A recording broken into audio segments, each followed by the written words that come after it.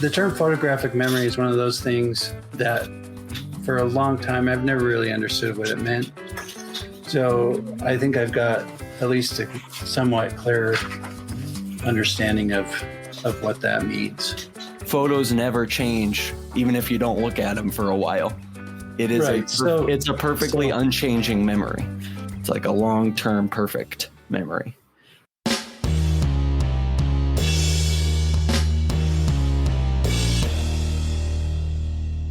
Want to support the podcast? You can purchase fun and unique items like t-shirts and books at shanesbraindomain.com. Pop on over and take a look. Thank you for supporting the Discovering Your Mind podcast. Aphantasia is a condition characterized by an inability to visualize mental images in one's mind. If you have just discovered that you or someone you love has aphantasia, or if you're just fascinated by the subject in general and love learning more about it, you are in the right place. The Discovering Your Mind podcast delves into all aspects of the mind's eye, including aphantasia, hyperphantasia, and everything in between. Welcome to the Discovering Your Mind podcast, brought to you by shanesbraindomain.com. I am your host, Shane Williams, also known as Shane's Brain, and I'm joined today by my co-host, Cole Williams. Hi, Cole. How are you? I'm all right. How's it going? Fantastic. Sure, why not? Exactly. Fantastic. All right, so last week we talked about poor memory, including HSAM and amnesia. And this week we're going to talk about exceptional memory, the other side of the scale. All right. All right, so let's start out by talking about the opposite of HSAM, which is HSAM. Do you know what that is for? I actually don't know about HSAM. That's a new one to me. All right. It stands for highly superior autobiographical memory. All I right. should have been able to guess that, but I did not. Okay. It also goes by the name of hyperthymesia. I have heard of hyperthymesia before. I just hadn't heard it by the name of HSAM. Yeah, it's the same thing, apparently. Okay. All right. So what do you know about that, if you've heard about it before? Anything?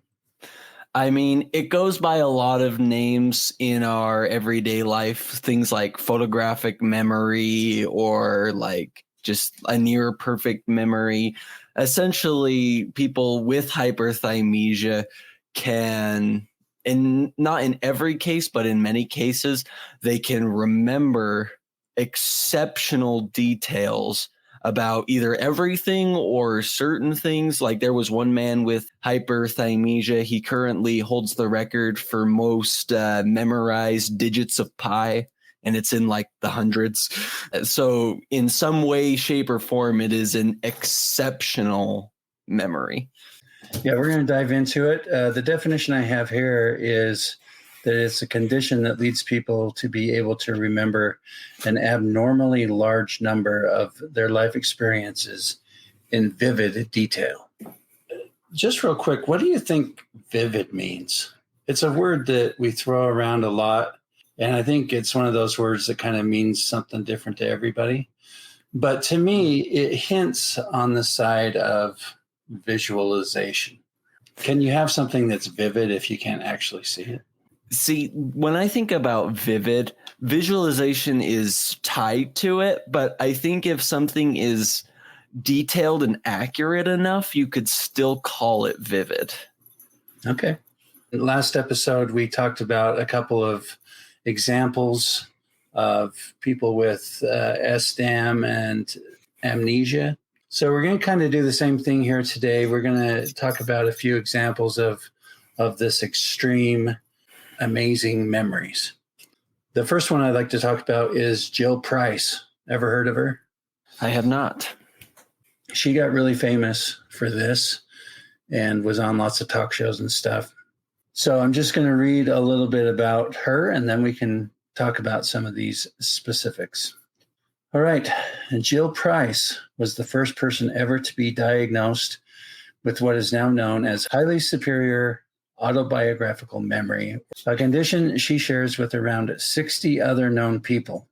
Okay, so very rare. Extremely rare. She can remember most of the days of her life as clearly as the rest of us remember the recent past. Now 51, Price remembers the day of the week for every date since 1980. She remembers what she was doing, who she was with, where she was on each of these days. It is, she says, like living with a split screen. On the left side is the present. On the right is constantly rolling reels of memories. With so many memories always at the ready, Price says it can be maddening. Virtually anything she sees or hears can be a potential trigger. Okay, so it sounds like she's got a split screen, she says. So the thing she's visualizing on one side is the present stuff that's going on. The present stuff going on is also triggering all sorts of these other memories of the past, which is constantly going. So, and she describes that as maddening, and that sounds maddening. It does sound maddening. It's kind of the opposite of what we talked about last time with SDAM and amnesia. We talked about how it kind of sounded like torture. With this, it almost sounds like insanity. Since you're a visual person and you can maybe understand this a little bit better than I can, just compare it to the way you do things. Like, is it similar in any way, or do you resonate with any of that, or what do you think? I can resonate very slightly with the idea of things happening in the present, like pulling up involuntary images. But that only happens from time to time. It's not like there's this other reel constantly going on that's playing every memory I've ever experienced. It is not that detailed. It's not that all-encompassing or captivating. But, I mean, I can experience that to a very minimal level. One of the things the article says she can do, like you just give her a day, random day, 20 years ago, and she will remember the day in perfect detail. This is quoting her. Whenever I see a date flash on the television, or anywhere else for that matter, I automatically go back to that day and remember where I was, what I was doing, what day it fell on, and on and on and on and on and on. It is nonstop, uncontrollable, and totally exhausting. Most have called it a gift, but I call it a burden. I run my entire life through my head every day, and it drives me crazy. Okay, I have 2 comments on this real fast. One, can someone have HSAM without having hyperphantasia? I don't think so. I think they go hand in hand. I think so too. It sounds like a very highly visual experience. Yeah. Yeah, I don't think there's any possible way that someone with aphantasia, or even someone like you with phantasia, could have this condition. I think you would have to have that extra visual experience to be able to get there. Mm-hmm. And I also find it interesting. What was the lady's name with SDAM that we talked about a lot last time? Susie McKinnon. Susie McKinnon. So I find it very interesting, the perspectives, the different perspectives we're looking at here. Because with Susie McKinnon, the lady who had SDAM from the last episode, she talked a lot about how, you know, she's learned to kind of live her life with SDAM, and she's found her own joy in it. And, you know, it seems like a curse, but she's kind of learned to thrive with it. On the opposite spectrum, this lady saying, you know, you would think such a great memory would be a gift, but I hate it. Right. And it's torture. Yeah, that's a great point. I'm so glad you brought that up. One of them is in peace, content, and the other one is going mad. I think that's more of a personal thing. I think the tables could totally be reversed there. And someone with SDAM could find it very debilitating. And someone with HSAM could find peace and, you know, use it as a gift. I think that depends on personal perspective, usage, how you apply it to your life. Right. I agree. And the same thing happens, you know, with aphantasia, I'm at peace with it and I'm happy with it. But there are others where they hate it. They want it to go away. Mm-hmm. So, And we've heard the inverse with people with hyperphantasia. Some love it and like say, it's my own little world and it's where I love to be. And we've heard others say like, I just want some peace and quiet for a moment. right. Okay. So that's Jill Price. We're going to talk about another guy that is also credited with an extreme ability to remember. And his name is Solomon. He's Russian, and he's got one of those last names that I cannot say. So for much of his life, he was oblivious of the peculiar nature of his memory.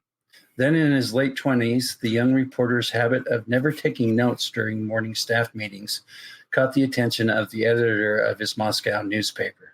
Solomon told the editor he never wrote anything down because he didn't need to, then repeated verbatim the long list of instructions and addresses for that day's assignment. The editor was impressed, but even more interesting to him was that Solomon seemed to think there was nothing unusual about this. Wasn't this how everyone's mind works? So there we have again, someone just thinking everyone's the same. Seems to be human nature. And it's peculiar that phenomenon, we got to give that phenomenon a name at some point. This idea that everyone thinks the same way, it applies to people who, like, no matter where they are on the spectrum of like incredible visual talent, like this guy, incredible memory, incredible talent, and on the opposite spectrum of not having very much of that cognitive functioning. For example, people with autism have the same problem where they feel everybody thinks and behaves on the same wavelength as them. So it doesn't matter where on this cognitive ability spectrum you fall. There's this common idea where we tend to think everybody just does it the way I do it. Right. And it falls into all areas of life. Mm-hmm. So it happens there. It happens politically. It happens religiously. It happens all over the place where it makes so much sense to me. It fits perfectly into my life.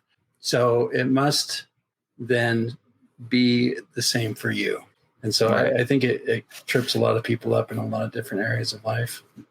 Yeah. And openness is a very hard thing for humans to comprehend, I think, a lot of the time. Yeah. We're all caught in, I'm right, you're wrong. Mm-hmm. Because, I mean, if you think about it, if I have, a personal visualization experience or a personal political experience, to me, that feels so right, and so applicable to me that it feels like nonsense that it wouldn't have that same amount of sense to another person. Right. Nevertheless, that's how it is. Yeah, and so that is one constant, no matter what you're talking about, especially in the realm of visualization, whether it's aphantasia, hyperphantasia, the assumption is in the beginning, everyone's like me. And when you find out they're not, it's always a shock. And I said we need a term for that phenomenon. There actually is a term. It's called egocentrism. Okay. Coming from the idea of everything centered on my brain. Okay, so I'm going to read a little bit more about Solomon here. He eventually got studied by a researcher named Luria. It says Luria linked Solomon's remarkable capabilities to an extremely rare condition called synesthesia. Yeah, there you go. Synesthesia, meaning that every stimulus, regardless of which sense it came through, triggered every other sense. Solomon could taste words, see music, and smell colors. Even the sounds of words could impact his perception. He described asking an ice cream vendor what flavor she had. Something about her tone of voice made him see a stream of black cinders pouring from her mouth as she spoke, which promptly ruined his appetite. Say what now? So, I mean, we've talked about, all of these different things, aphantasia, hyperphantasia, SDAM, HSAM. But this thing, say it again, I can't say it. It's called synesthesia. That's the most crazy thing I've ever heard. Like, I cannot even begin to comprehend how you could taste a word. It's crazy, and it exists in very many forms. Like, not everybody with synesthesia has all of their senses connected. Some of them just have a couple of senses connected. There is a popular, I cannot remember her name for the life of me, but she's a popular musician. She has synesthesia, and she says certain sounds will cause her to see different colors.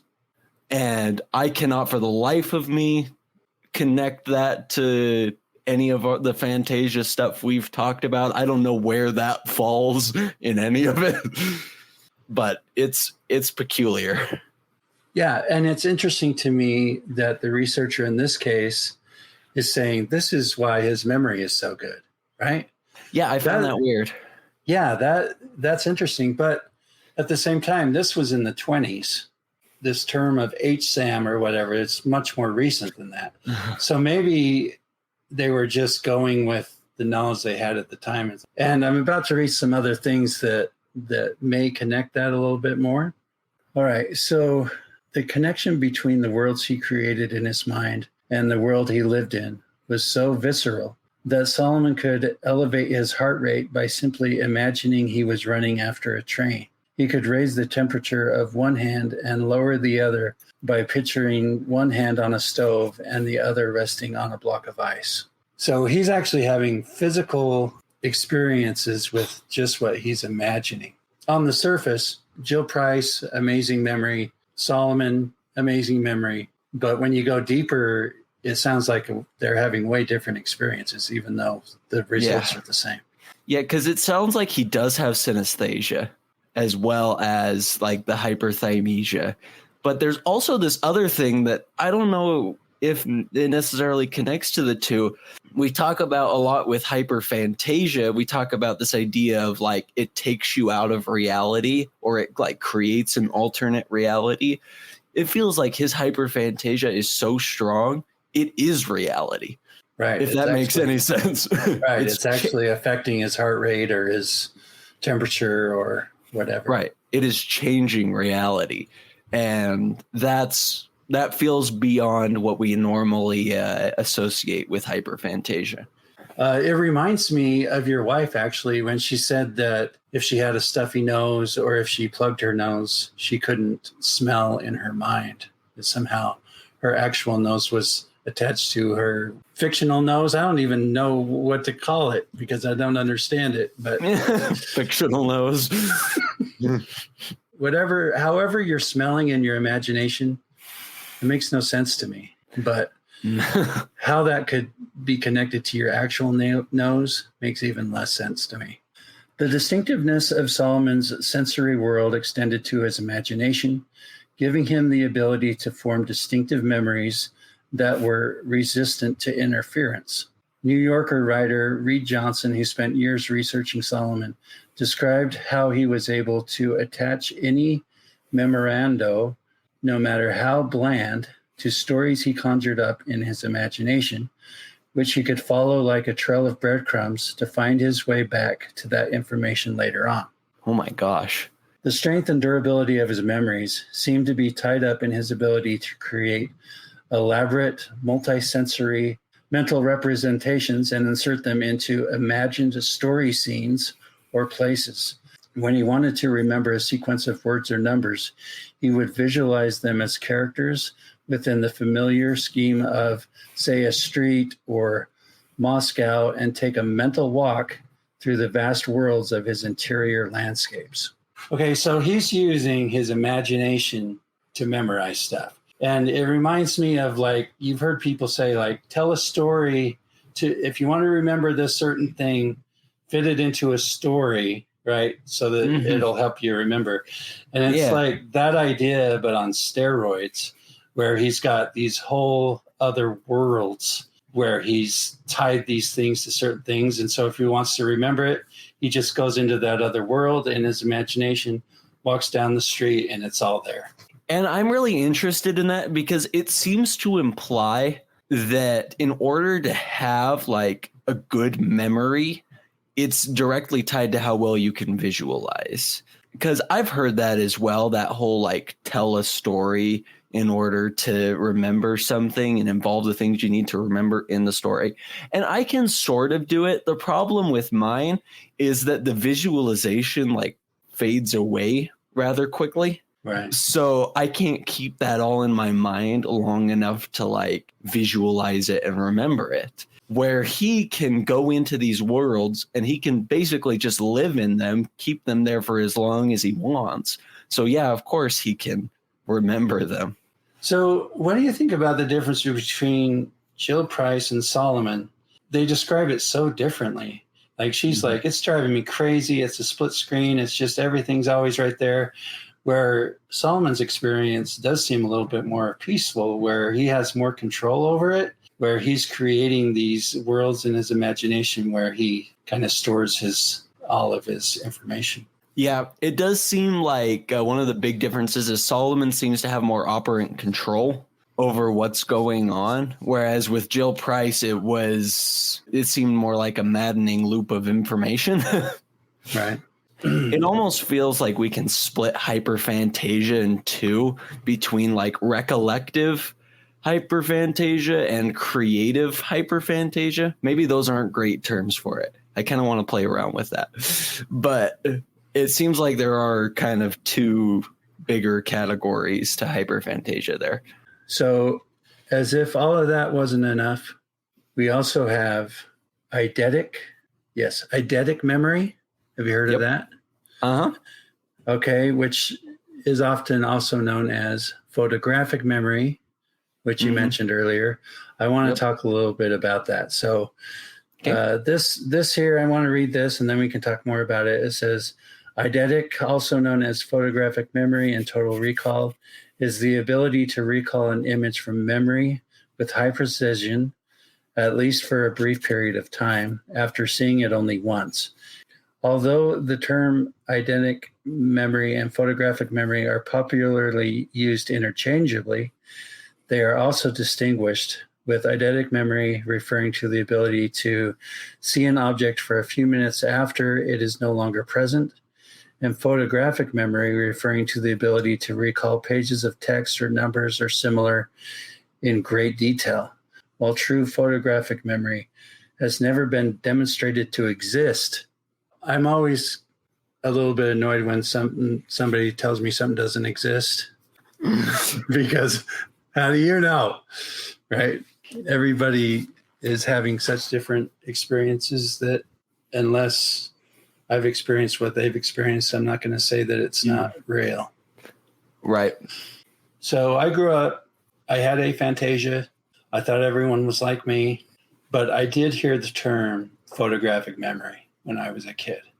What I thought it meant was just basic visualization that almost everyone has. But I thought it was this super rare thing that only a very few amount of people had, right? And I was a kid and I didn't give it much thought.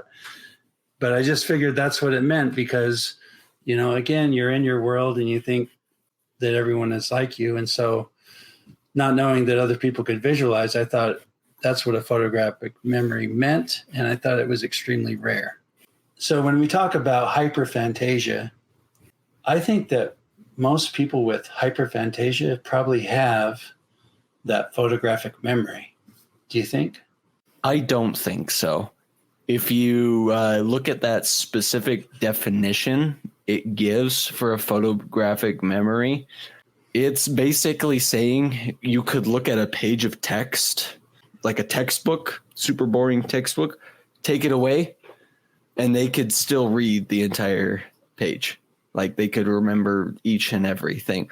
I don't think everyone with hyperphantasia can do that. Well, I didn't say everyone. I said a lot or most.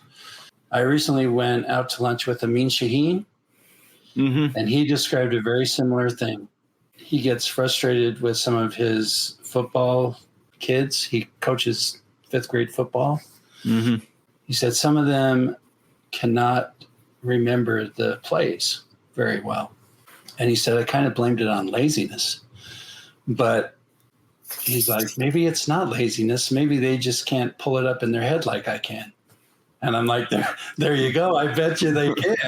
Because he said, I look at my playbook and then it's in my head and I can just see it like I'm seeing it for real. I can see it in my mind as clearly as I can see it if I'm looking at it. And I can just pull it up in my head and look at it. Yeah, that feels photographic. Yeah, that is a photographic memory. And I'm like, yeah, there's no way most of your kids are doing that. Do that. Yeah. So I wonder, my next thought is, because they said a true photographic memory doesn't exist.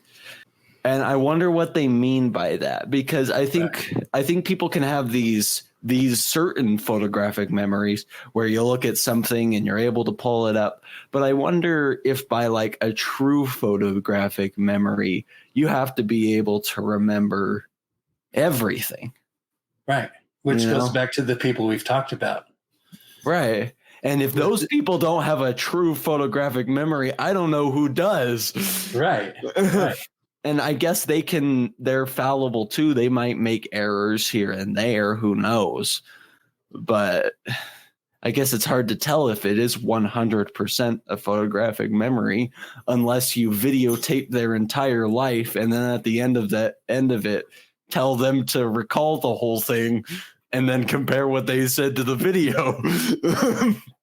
The term photographic memory is one of those things that for a long time, I've never really understood what it meant. So I think I've got at least a somewhat clear understanding of what that means. Photos never change, even if you don't look at them for a while.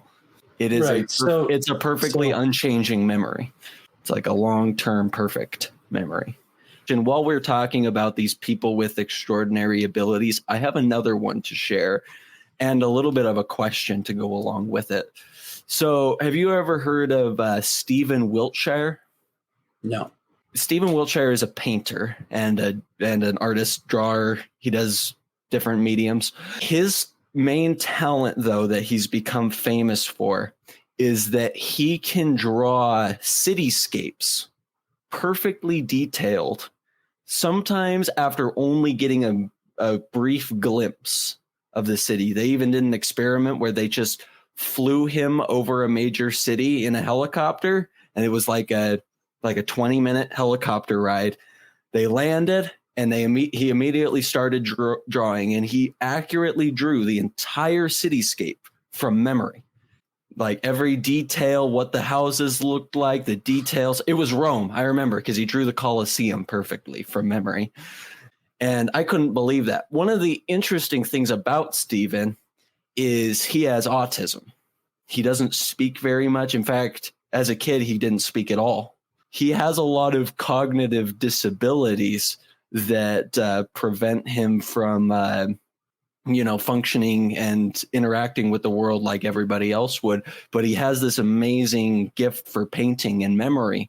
And my question is, he falls under a category that we call savants, people that are cognitively challenged in some ways, but incredibly better at some things than the average person. Where do you think that falls into what we've been talking about? Well, when you described him and used the word savant, what came to my mind was Temple Grandin. I think she falls into the exact same category. And it does have a lot to do with memory because similar to Jill Price, Temple Grandin would talk about how if you said spoon, she would remember and visualize every spoon she's ever seen in her life. Jeez. A dork parade, a dork parade. The people point and gawk. It's not a dork parade, you guys. It's just our family walk. The Sun is on Fire, a ragtag mob of hilarious poems, is available on shanesbraindomain.com and Amazon. Memories are malleable in the way that they're context dependent, meaning the things that were happening at the time of the memory and at the time we're trying to remember it will often change how we remember the specific item or the specific memory. The emotion you're experiencing during a memory will change how you remember it later. You would probably remember them in a less favorable light. And that is not something that happens because of visualization or because of imagination. That is subconscious. It often happens with like important events. If someone was in like high discomfort during an important event, our vacation to San Diego, where we went to SeaWorld, we went to Knott's Berry Farm, we went to a variety of different places. How do you feel about that vacation, looking back on it? Yeah, overall, I didn't like it. Yep. See, but it was a great time. It was an amazing time. But see how subconsciously the things you were experiencing at the time took away from that joy of the memory. Yeah, that is a really good point. And I don't know if we're way off topic. We are, but that's okay. But, my way of thinking about it and life and everything has changed so much. So you talk about San Diego, right? We had a good time. We did. But that's associated with a negative memory because of the mind space I was in at the time. You go to a more recent vacation just a couple of years ago to Destin, Florida. Even more recently, the cruise I just took a couple months ago. Same weight problems, same discomfort. But you ask me about those vacations, and I say they were awesome. The mindset has changed. The same context-dependent theory states that we're more likely to remember things about that time that associate with the emotions we're feeling. So during the San Diego trip, I don't know, but you probably remember a lot more unpleasant times than any of the pleasurable times during that trip.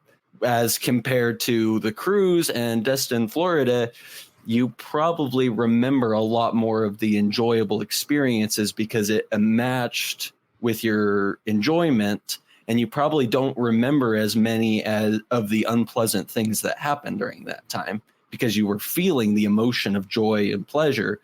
So your mind's gonna, when you go back to that memory, you're gonna remember those pleasurable things. Again, I think it's just mindset. The way that I have learned to deal with life and deal with things is so positive now. I'm like filling my mind with positivity. I realize now that my problems were stemming from my thinking, right?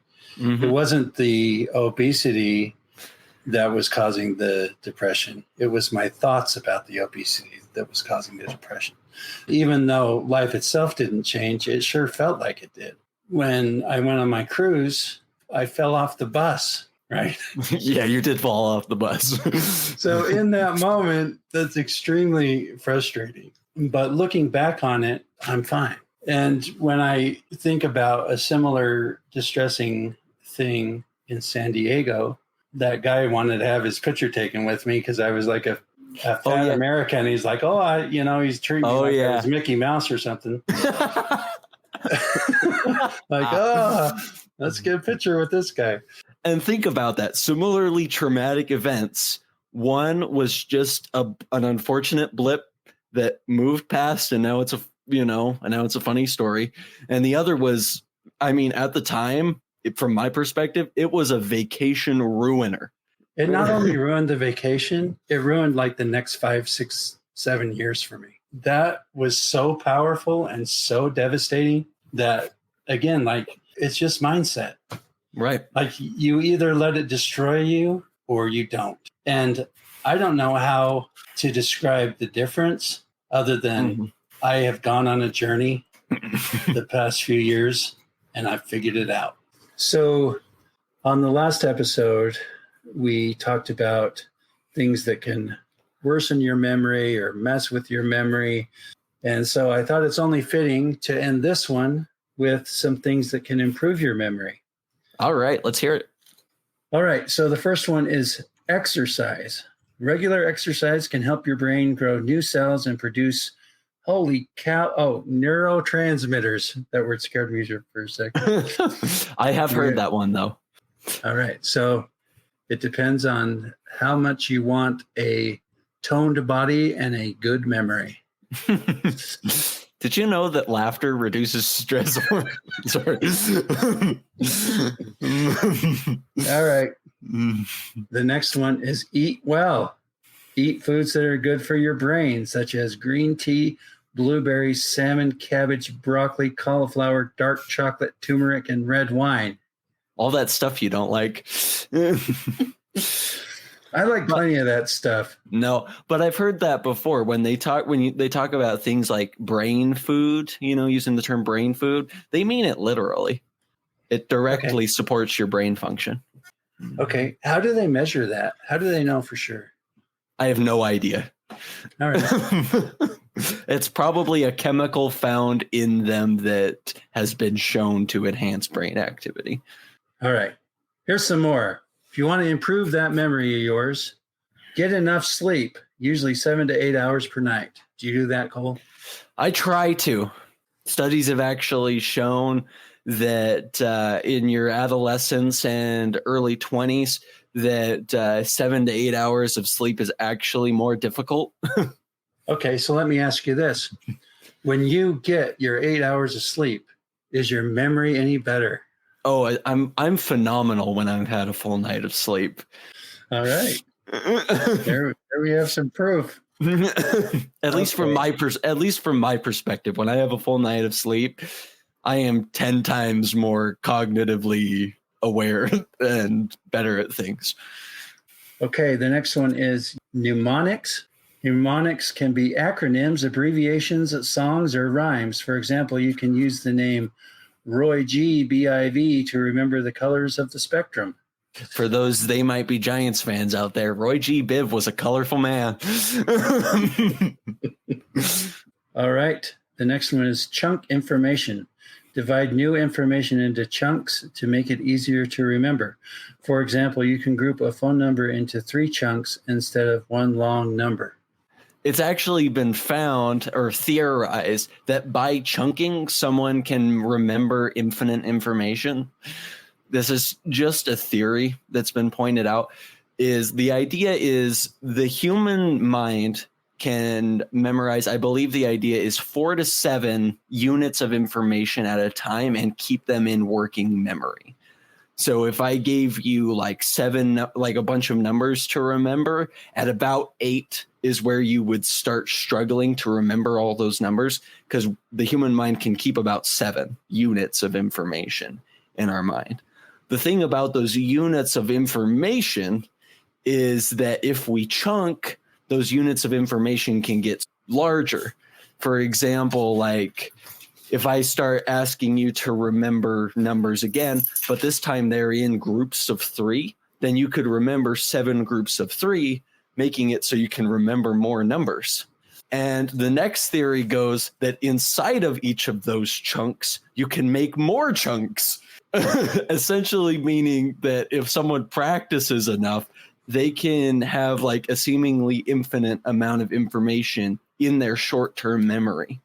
See, I think you've got to have the right brain for that. Yeah, I think you do. Because when numbers are involved, my brain says no. Right. And so when you're talking about chunk, and these chunks and more chunks and these numbers, that numbers, my brain's just going, nope, that is for someone else, not for me. Yeah, it's theorized. That's the idea. I stop at the basic chunking level. All right. The next one is use a mind palace. This technique involves creating a visual place to store memories. It's like the thing we talk about, like creating rooms in your mind, except for instead of this like being like just how somebody describes their mind, it's like a specific palace for remembering a specific thing. Okay. So could you do that? It says right here, this is a way to improve your memory. You feel like you could make a mind palace? I've done it before. Okay. To remember certain things, like things on a test. You just visualize yourself going into a house and there's clues in the house that point to the answers to the test. Okay, so isn't that what Solomon's doing? Yeah, but Solomon's mind palace sounds a lot more complex than mine. Okay. So when I ask people, are there different rooms and compartments in their mind? Is that a different question than do you have a mind palace? I think it is. In what way? I can create a mind palace, but that is not how my brain stores information. I've explained to you how my brain stores information. It's basically like a black hole and the information comes out of it. Right. That's why I was surprised when you said you had a mind palace. So the mind palace is like something I can pull out of the black hole and then go into. It's its own separate entity. My mind is not, all the information in my mind is not stored in some magical palace. But I can take certain things and say, okay, get in the palace, get in there. And then I can take the palace and I can go in there. And then I can remember things, but not everything goes into the palace. If everything went into the mind palace, it's just another black hole. Okay. So why don't you just put all your memories in the palace? Like I said, it's just another black hole. I wouldn't be able to explore it. Now there's way too many things. The palace is crowded. It has no meaning anymore, so it might as well just be another black hole. Okay. The purpose of the mind palace is to give things a special place where I can remember them. So it's like, if I want to remember that, going back to something we talked about already, if I want to remember that the term SDAM, I could put it in my mind palace as I walk into this room and there's a giant beaver dam that's shaped like an S, and maybe someone in the corner trying to remember something. Okay, so that's interesting. So once you've made that mind palace, you've got the SDAM mind palace. Yeah. Now where do you store that so that the next time you want to remember that, you can find that palace that will help you then remember what the hell the SDAM means. So it just goes into the black hole, and then, but it's automatically tied to that term now. So now next time I hear SDAM, the mind palace comes back, and I can now explore it. Right. Okay. That is pretty cool. I'm glad we went into that. All right. I like that a lot. So it's possible. It does not mean that is like a room or compartment in my mind, although technically it is. But it's its own separate entity that's just devoted to certain memories or a certain topic or something. Right. Yeah. You just throw it in the black hole, and then when you need it, it comes out of the black hole. Right. And not everything is stored in mind palaces. It's something special I create to remember a bunch of different things. Like if it was like a memory psychology test, one room would be devoted to SDAM, and another room might be devoted to procedural stuff about procedural memory, and another one might be devoted to short-term memory information. And then when someone brings up memory, that entire palace can come back and I can explore the rooms and remember everything I need to remember about memory. A palace usually applies to like a bigger topic that I need to remember a lot of different things about for like a test or something. Okay. And so when you're talking about that, it really does just seem like such a huge advantage. Because even though I can, like I said before, I can use some of these techniques of maybe tell me a story to help me remember. But how you're describing the palace comes out of the black hole, to me, it's the mysterious nothing comes out of the mysterious nothing. Right. But that's the thing is those other things can work for you. Like I'm sure you've used mnemonic devices in your life. I feel like everybody has. Yeah, those things do work for me, but again, on a mysterious level. I don't know how to explain how they work for me. It's all happening behind the scenes. Well, that's the same with me and mnemonic devices. I mean, it's not really visual. You just remember something like never eat soggy waffles. We just inherently know that means northeast, southwest. It's just like a built-in thing, I feel like. Okay. All right. The next one is challenge your brain. Break your routine and try new activities to develop new brain pathways. Yeah, there are some interesting things. And often people wonder like, oh, how do I challenge my brain? Some ways you can do it. And this is all just about, we talked about using the brain like a muscle. Practicing memory can enhance it. And it's stuff like brain teasers or taking a new way to work or something to give your brain some originality, something to puzzle over, helps it with its problem solving abilities. And a lot of that is tied to memory as well. So usually by just novel experiences, brain teasers, things like that, you improve a lot of different cognitive abilities, memory included. Okay. So it says break your routine. Are things like taking a different way to work every day, is that something that could improve your memory or work your brain? Or does that even matter? It does matter. Okay. It does matter. Your brain makes new connections with every new experience it has. So the more novel experiences you give it, the smarter it gets.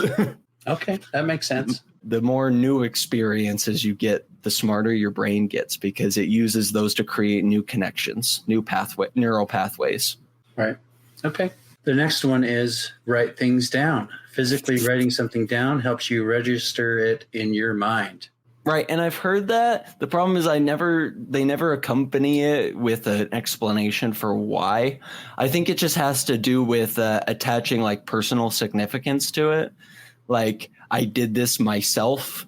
And so like I spent enough time on it that it's like taken up a certain amount of my brain power and space that it feels significant. And so now I'm going to remember it better. Right. And I think some of that probably comes back to visually remembering it too, because I've heard people explain that where if they've written it down, they can then pull that back up. It says physically writing something down helps you register it in your mind. It doesn't register it in my mind. Like when I first read that, if you want to help your memory, write it down. What came to my mind was, yeah, if you write it down, then you can look at it later. Right. But it doesn't help it stay in my mind. It doesn't. Now it's on a piece of paper. And if I want to remember, I can go read it again. So like the difference between like reading something from a textbook and then like writing things down in a notebook as you read the textbook, are those about the same for you? Yeah, there's no difference. Really? That I can tell. Man, you're really at a disadvantage. I told you that's why I stopped school. I can't do any of this stuff. Well, the fact that not even writing down notes is going to help you is really problematic. Yeah. When I was in a test, I got nothing. That's why I did bad in tests. It just goes back to that idea that opponents of Common Core have, that perhaps just having people memorize random facts and dates and pull them out from memory isn't a really good measure of intelligence. Yeah. I was talking to Drew Lamb and she said, yeah, memorizing stuff is a very easy way to look smart. Mm-hmm. Like, yeah, that's what testing is. It's just testing your memory. It's not testing your smarts. Right. And so maybe if we truly want to test someone's intelligence, the term test needs to change a lot. All right. The last one here is establish routines. Put things like your keys in the same place every time. I suck at that. My keys are in a different place every morning, and I never know where they are. Right. Earlier, they said break your routine. It'll help your memory. And now they're saying have routines. It'll help your memory. Which is it? Come on, people. So it depends on what it is. This also goes back to that context-dependent memory thing I was talking about before. If you can replicate the testing environment while you're studying, it'll actually help you on the test. If you're taking the testing center in a place where it's quiet, there's a lot of people around, you might hear often like footsteps and shuffling around, then you should probably study in a library because it's a very similar environment. And if you study in a similar environment to how you test, then that routine will carry over and you'll actually be able to remember things better because you're in the same environment as where you studied. See, I don't think that would do anything for me. I really don't. I don't see any connection. See, I've done it and it helps. I've tried to recreate the same environment as my testing center in my office, and it does help. Well, it helps you. Well, it helps me. That's what I'm saying. For me, it helps. I don't know about you. Yeah, I don't see how that would do anything. I'm trying to apply these to me.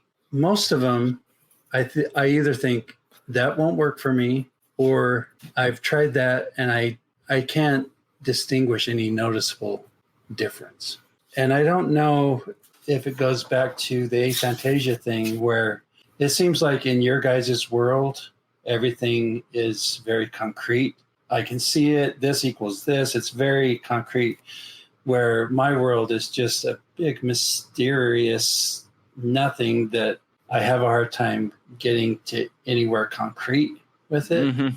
So a lot of the things you've talked about that help you or help others just kind of hit that brick wall with me. Like, I don't know. Seems like it would do anything for me.